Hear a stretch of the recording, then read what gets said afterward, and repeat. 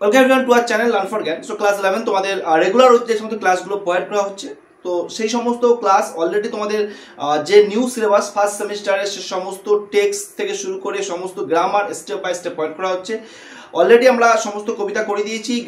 Text first text যেটা রয়েছে astrology complete হয়ে গেছে। পার্টে যে লাস্ট পার্ট যেটা তোমাদের প্রোভাইড করেছিলাম, লাস্ট পার্টে তোমাদের পার্ট 1 অর্থাৎ অ্যান অ্যাস্ট্রোলজার ডে, যেটা আমরা এমসিকিউ প্র্যাকটিস সেট কমপ্লিট করছি ডাপেন দত্তের, সেই প্রথম সেট আমরা অলরেডি প্রোভাইড করে দিই। সেখানে আমরা মোস্ট প্রবাবলি 64 কোশ্চেন কভার করেছি। 64 কোশ্চেন আমরা কভার করেছি পার্ট 1-এ। তো অবশ্যই বন্ধুর মধ্যে প্রচুর পরিমাণে শেয়ার করো, ফার্স্ট চ্যানেল সাবস্ক্রাইব করে দাও। ভালো লাগলে অবশ্যই কমেন্ট করতে কিন্তু ভুলবে না। বারবার দেবো, যদি কমেন্ট করো, তোমাদের রেসপন্স প্রয়োজন, তাহলে কিন্তু আমি এনার্জি পাবো আমার ক্লাসটা প্রোভাইড করার জন্য। এবং বন্ধুদের মধ্যে শেয়ার করবে, যে সমস্ত গ্রুপে যুক্ত আছো শেয়ার করে দাও, যাতে সকলে এই ক্লাসটা দেখে হেল্প পেতে পারে।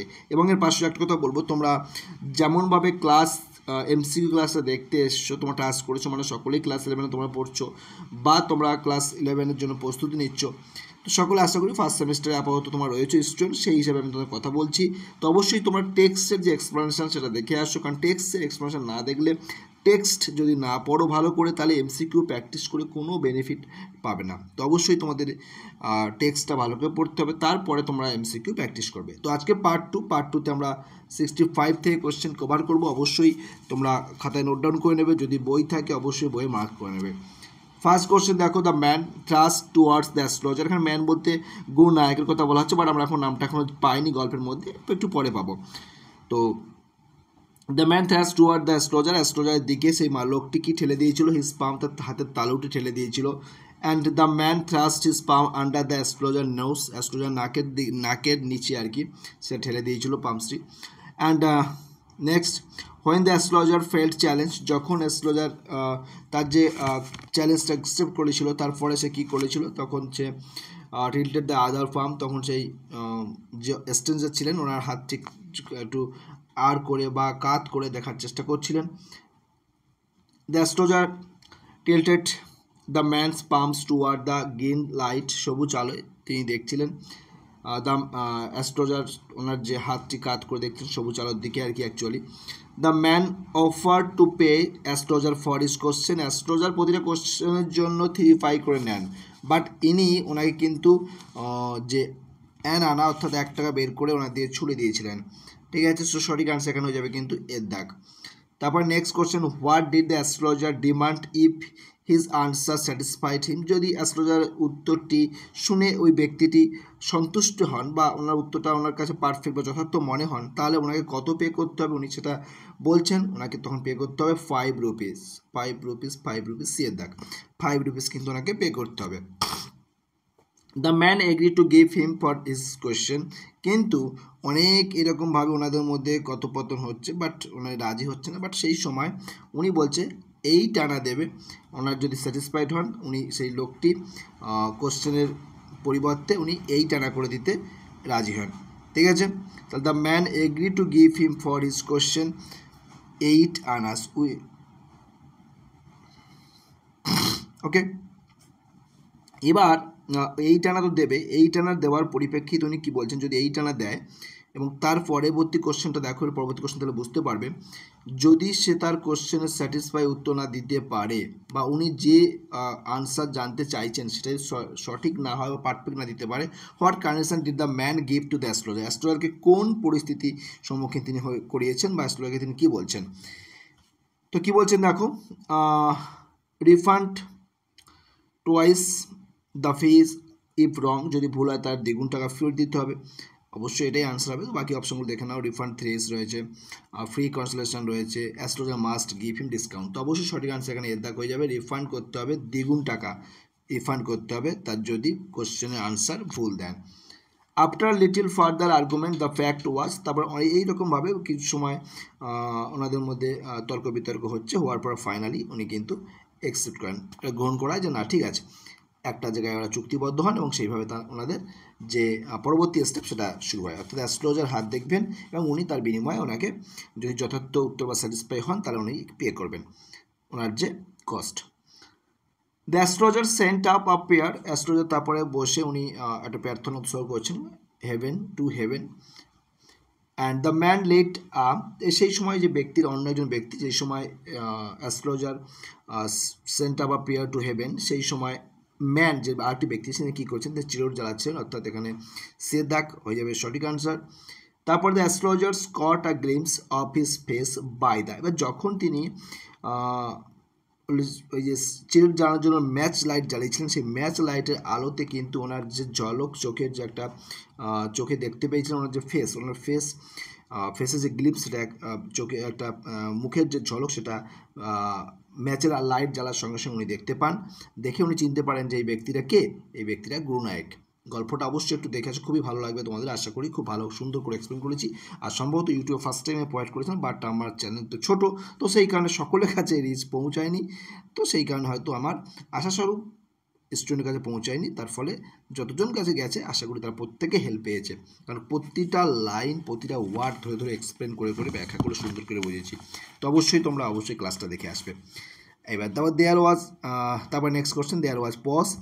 সেখানে এবার সব কিছু স্তব্ধ মনে হচ্ছিল, দেয়ার ওয়াজ পজ বিকজ এই যে জায়গাটা, এখানে তিনটে জিনিস আমাদের তুলে ধরা হয়েছিল। তো অবশ্যই এখানে তিনটে অপশানে দেওয়া আছে, car are shouted on the road, jutka drivers shout their at their horses, the babble of the crowds. তো এই তিনটে উত্তরই হবে, সো সঠিক আনসার হবে D the call of this. The park was, এবার তারপরে যে পার্ক, আমার পার্কের নাম তোমরা অবশ্যই কমেন্টে জানাবে পার্কের নামটা কি, পার্কের নাম এবং কোন গাছের নিচে বসে, যেহেতু আমরা আগের দিন ক্লাসে বলেছিলাম, সেগুলো অবশ্যই বলবে। এখানে কী বলছে, দ্য পার্ক ওয়াচ, পার্কটা কেমন, পার্কটা অবশ্যই অন্ধকারচ্ছন্ন ছিল, তো অবশ্যই সেমি ডার্ক এখানে সঠিক আনসার হয়ে যাবে। দ্য ম্যান স্যাট দেয়ার, এবং যে ব্যক্তি ছিল, যে ব্যক্তিটি ওনার সঙ্গে কথোপকথন হচ্ছিল বা যে ব্যক্তির হাত দেখবেন, তো অবশ্যই সেটা হয়ে যাবে রুথলেসলি, নির্মমভাবে তিনি বসে পড়েন সেখানে। How did the astrologer feel about the stranger দেয়নি, স্ট্রেঞ্জ ম্যান দিয়েছে, স্ট্রেঞ্জ ম্যান চ্যালেঞ্জ। তাহলে এইবার how did the astrologer feel, এবার এই যে চ্যালেঞ্জটা নেওয়ার পরে সে কী ফিল করছে। দেখো প্রথমত হচ্ছে ও তো বুঝতে পারেনি যেটা কে, যখন যখন চিরট জ্বালাচ্ছে, চিরট জ্বালানোর সময় যখন তার সেই লাইটের আলোয় তার ফেসটা দেখতে পায়, একটা গ্লিপস, এক ঝলক, তো এই সময় কিন্তু সে চিনতে পারে তাকে, এবং চিনতে পারার ফলে সে জানে যে এটা কে, এবং তার ফলে ওকে দেখে কিন্তু চমকে উঠেছিল। কেন ভয় পেয়েছিল, কেন চমকে উঠেছিল, আমার গল্পের সেটা ভালো করে পড়েছি, একটু দেখে নিও। তো এবং তার ফলে কিন্তু সে কিন্তু আর কমফোর্ট পাচ্ছে না, স্বস্তি পাচ্ছে না, অস্বস্তি বোধ করছে, আনকমফোর্টেবল ফিল করছিল।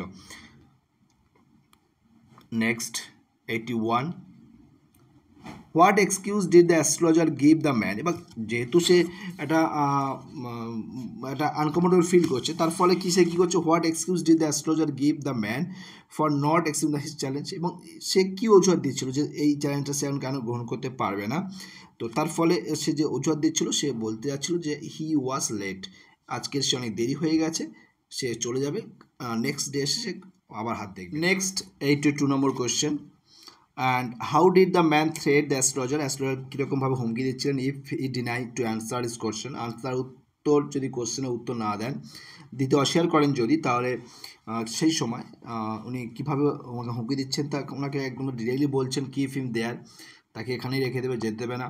And when did the astrologer refuse to answer of the stranger man, যদি সেই অ্যাস্ট্রোলজার রিফিউজ করে to answer of the strange ম্যানের সেই প্রশ্নের উত্তর দিতে যে অস্বীকার করে, the man held the astrologer, তখন যখন সে রিফিউজ করছিল, সেই সময় অ্যাস্ট্রোলজারকে কী করেছিল, সেই লোকটি কিন্তু তার যে রিস্ট কবজি কিন্তু খুব শক্ত করে কিন্তু ধরে রেখেছিল অ্যাস্ট্রোলজারের সেই ব্যক্তিটি। নেক্সট দেখো, the astrologer voice became, astrologer কণ্ঠস্বর ফেইন্ট হয়ে যাচ্ছিল। The astrologer propose to speak to the man, লোকটিকে আগামীকাল, টুমরো আগামীকাল বলবেন, আজকে অনেক লেট হয়ে গেছে, বাড়ি ফিরবেন। The man thrust his palm in the astrologer face, তিনি অ্যাস্ট্রোলজারের ফেসের দিকে হাতটি, তাদের তালু সে ঠেলে দিচ্ছিলেন। When the astrologer finally proceeded with the challenge, যখন সেই চ্যালেঞ্জটা অ্যাকসেপ্ট করে তিনি যখন তার হাত দেখা কাজটি কমপ্লিট করতে যাচ্ছেন বা শুরু করছেন আর কি, কাজটি কন্টিনিউ করার জন্য, হিজ থ্রোট ড্রাই আপ, তার গলা শুকিয়ে যাচ্ছিল। Next, you can not get out it now here, you কাকে রেফার করা হচ্ছে, অবশ্যই এখানে অ্যাস্ট্রোলজারের কথা বলা হচ্ছে, আর স্পিকার যদি বলে তাহলে অবশ্যই খেয়াল রাখবে the stranger. Our friend felt piqued here, our friend কাকে রেফার করা হচ্ছে, এখানে অবশ্যই অ্যাস্ট্রোলজারকে রেফার করা, সিয়ের দাগি যা কারেক্ট অ্যান্সার, অ্যাস্ট্রোলজারকে রেফার করা হচ্ছে। Next, the challenge is challenge, এখানে স্পিকারকে স্পিকার অবশ্যই স্ট্রেঞ্জার অচেনা ব্যক্তিটি এখানে বক্তা। The strange man wanted to know if he would succeed in his, এখানে যে স্ট্রেঞ্জ ম্যান অচেনা ব্যক্তির যিনি আছেন তিনি কোন জিনিসটি সম্পর্কে জানতে চাইছিলেন। ইন হিজ প্রেজেন্ট সার্চ, উনি যে বর্তমানে যে কাজটি বা যে জিনিসটা খুঁজছেন আর কি সেটা সফল হবে কিনা জিজ্ঞাসা করছেন। The astrologer matter of few, তারপরে অ্যাস্ট্রোলজার সে হাতটা দেওয়ার পরে ইনক্যান্টেশন, উনি কী করছেন, একটু জাদু মন্ত্র বা একটা মন্ত্রমুগ্ধ কিছু মন্ত্র পড়ছে আর কি, জাদু মন্ত্র মতো।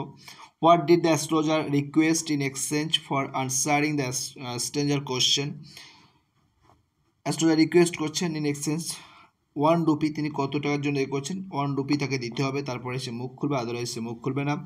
At last the stranger agree after a good deal of haggling, অনেকক্ষণ দর কষাকষি পর অচেনা ব্যক্তি রাজি হন। Once the astrologer left his home because, একদা সে তার বাড়ি ছেড়ে চলে এসেছিলেন, অ্যাস্ট্রোলজার যিনি বর্তমানে অ্যাস্ট্রোলজার রয়েছেন উনি বাড়ি ছেড়ে চলে এসেছিলেন, তার কারণটা কি, কারণ উনি একজনকে মেরে ফেলার চেষ্টা করেছিলেন বাট উনি ভেবেছিলেন তিনি মারা গেছেন। He thought he had killed someone, কোনো একজন ব্যক্তি হত্যা করে ফেলেছেন। দ্য অ্যাস্ট্রোলজার, সেটা হচ্ছে আজকে যারা হাত দেখছেন ইনি সেই ব্যক্তি, তার জন্য তিনি ভয় পাচ্ছেন। দ্য অ্যাস্ট্রোলজার ফেল্ট আনএজি বা আনকমফোর্টেবল, কখন, যখন ওনার সেই চিরুট অর্থাৎ লাইটের আলোতে যখন তার মুখের যে ফেস গ্লিমটা দেখছে তখন থেকেই, অর্থাৎ স্ট্রেঞ্জার পপিং আউট হিস চিরুট রুথলেসলি, এখানে সঠিক আনসার হয়ে যাবে। Next, astrologer is a person, astrologer যেই ব্যক্তি, কাকে বলে অ্যাস্ট্রোলজার, যিনি কিনা ভবিষ্যৎবাণী করে, অবশ্যই predict the future by the position of planet and sun and moon, অর্থাৎ গ্রহ নক্ষত্র দেখে তিনি ভবিষ্যৎ বর্ণনা করেন বা ভবিষ্যৎ সম্পর্কে অনুমান করে ভবিষ্যৎবাণী দেন, তাকে অ্যাস্ট্রোলজার বলা হয়। ওকে, নেক্সট কোশ্চেন আমরা এগিয়ে যাই। Next question 98 number question. After a good deal of haggling the other agree, এখানে আদার কাকে বলা হচ্ছে, অবশ্যই আদার বলতে স্ট্রেঞ্জারের কথা বলা হচ্ছে। তারপরে after good deal of the haggling of other agree, here ডিলটা কি বোঝানো হচ্ছে, তো এখানে ডিলটা হচ্ছে to find out who try to kill him, to find the way the village by giving some money to it, এখানে গুড ডিল বলতে to find out who try to kill him, ঠিক আছে।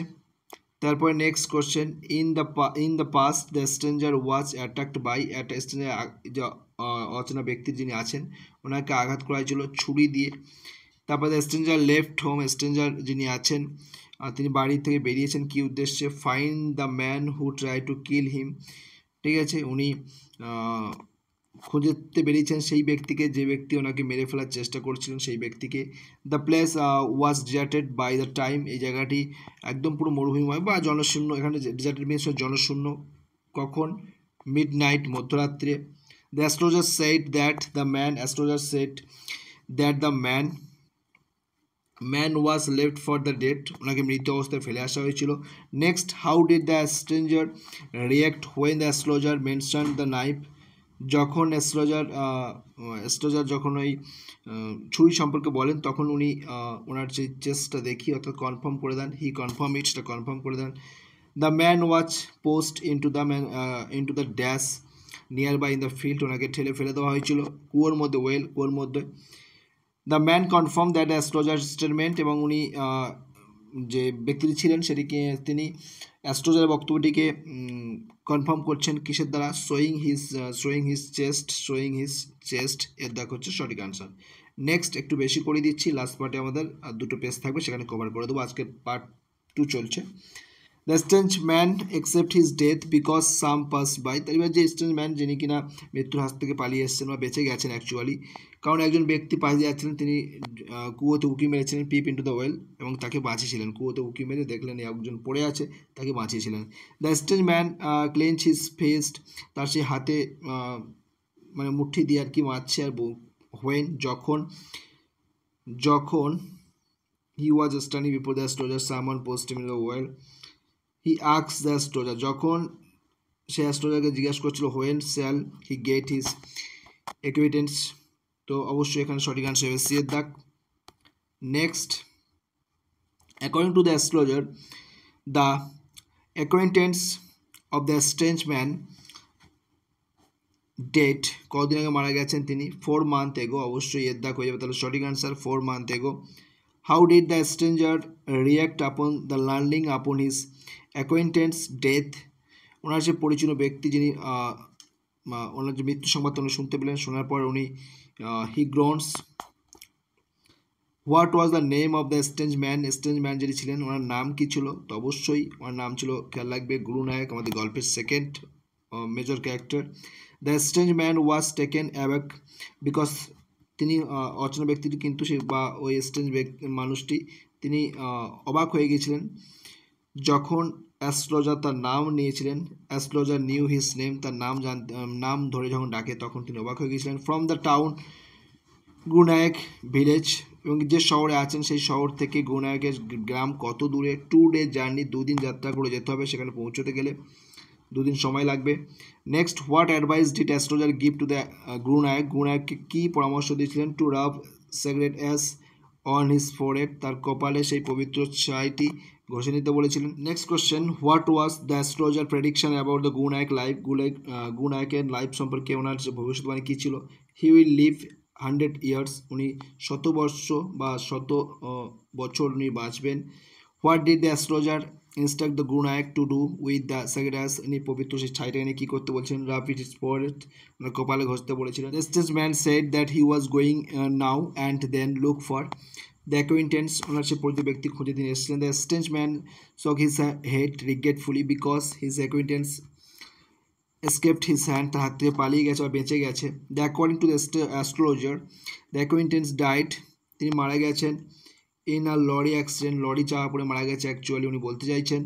Next, how did Gunayak feel when he learn about his acquaintance fate, তার সেই ভাগ্য যে সম্পর্কে তার সেই পরিচিত ব্যক্তি যার সন্ধানে তিনি এসেছিলেন, তখন তিনি শুনে উনি কেমন অনুভূতি করছেন? উনি স্যাটিসফাইড হচ্ছেন। Before living, what did stranger man give to the astrologer? Astrologer কত দিয়ে যাচ্ছেন চলে যাওয়ার সময়? Handful coin. আর যদি বলা হয় অ্যাকচুয়ালি কত দিয়েছিলেন? 12.5 আনা, একটু খেয়াল রাখবে, 12.5 আনা দিয়েছিলেন, একটু খেয়াল রাখবে। এক্সাক্ট যদি দেয় বা স্পেসিফিক উল্লেখ করে দেয়। When the astrologer reached home, যখন তিনি বাড়ি ফেরেন তখন মধ্যরাত্রি হয়ে গিয়েছে, mid night. Who was waiting for the astrologer at home?